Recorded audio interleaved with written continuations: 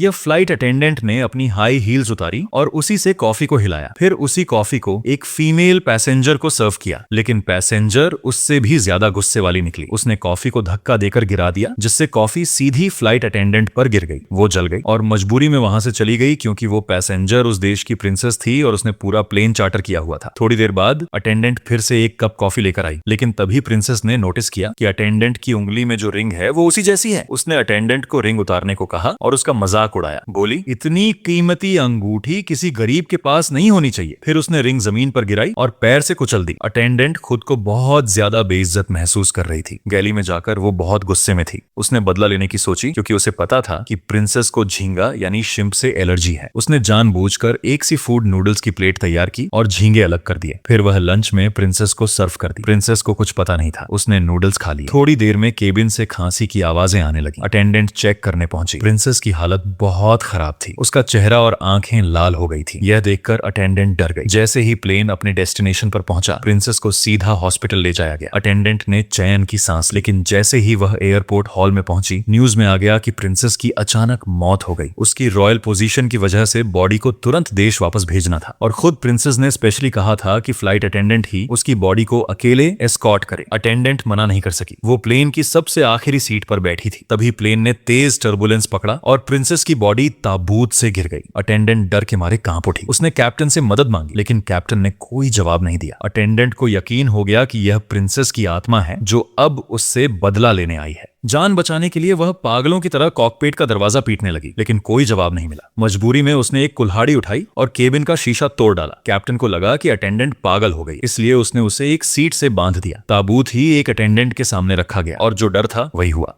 जब plane land हुआ तो प्रिंसेस का बॉडीगार्ड अंदर आया। उसने जो सीन देखा वो डरावना था। अटेंडेंट जमीन पर पड़ी हुई थी।